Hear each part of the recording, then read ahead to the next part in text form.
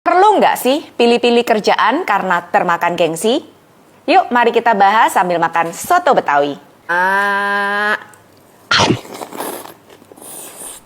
Kondisi ekonomi kamu masih belum stabil, tapi kamu masih pilih-pilih kerjaan.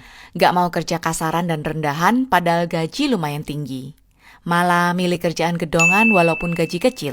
Aku lulusan S2, tapi aku nggak malu masuk ke dapur jualan kue. Bahkan dulu aku sering ikutan basar panas-panas dan capeknya setengah kiamat.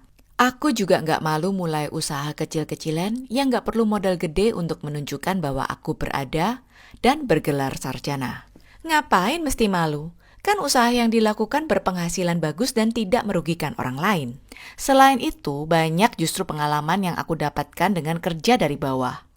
Aku jadi tahu gimana rasanya mulai bisnis dari nol dan menghargai setiap peser hasil jerih payah itu.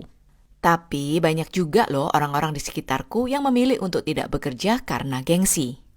Nggak perlu gengsi, nikmati aja prosesnya. Mumpung masih muda, nggak usah malu dan takut untuk kerja apa aja.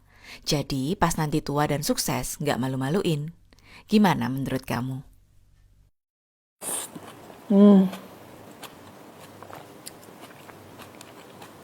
Enak. Jadi, kamu pilih yang mana? Gengsinya atau hasilnya?